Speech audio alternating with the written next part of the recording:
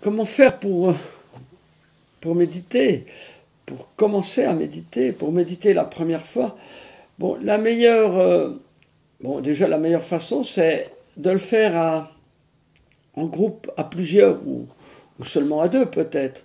Mais déjà d'utiliser une personne qui a déjà expérimenté les méditations, surtout la méditation active, qui peut donner des conseils.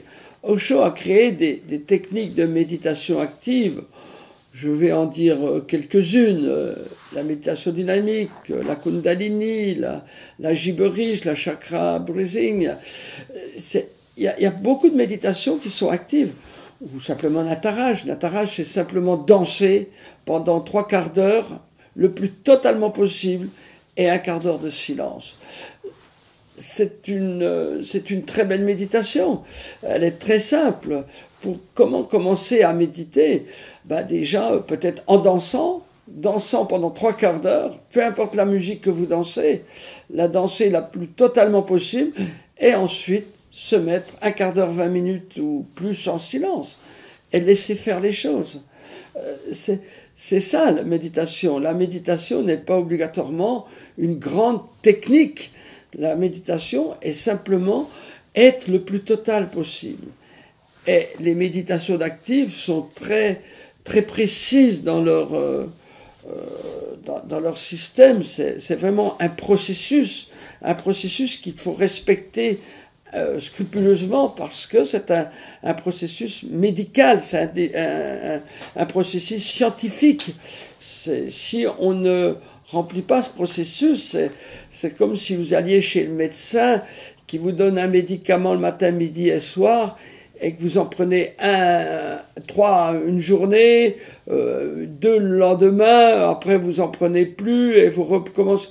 La méditation dynamique, c'est quelque chose de dynamique, Kundalini, ce sont des processus très spécifiques qu'il faut respecter scrupuleusement pour avoir le meilleur effet.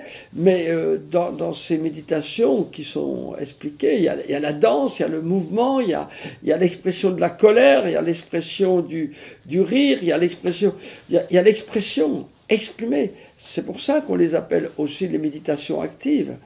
Donc comment commencer à méditer? Trouver des gens qui ont déjà utilisé ces méditations et pratiquez-les, c'est tout. Et ce qui est merveilleux pour ces méditations, c'est qu'elles vous rendent indépendants.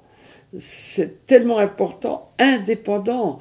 Vous apprenez une fois la méditation, si on vous l'a bien expliqué avec le grand respect des méditations d'Osho ou du système, ensuite vous pouvez les faire chez vous gratuitement. Le plus dur, c'est pas de faire la méditation, c'est de commencer à faire la méditation tous les jours. Ça demande beaucoup de rigueur, parce que votre mental, votre ego, va incontestablement vous mettre des barrages. Vous dire « Ah non, aujourd'hui c'est trop tôt, c'est trop tard, t'as pas le temps ». Il y aura toujours une raison pour ne pas faire ces méditations. Le plus dur, c'est de dire « Oui, la méditation est quelque chose de juste pour moi ».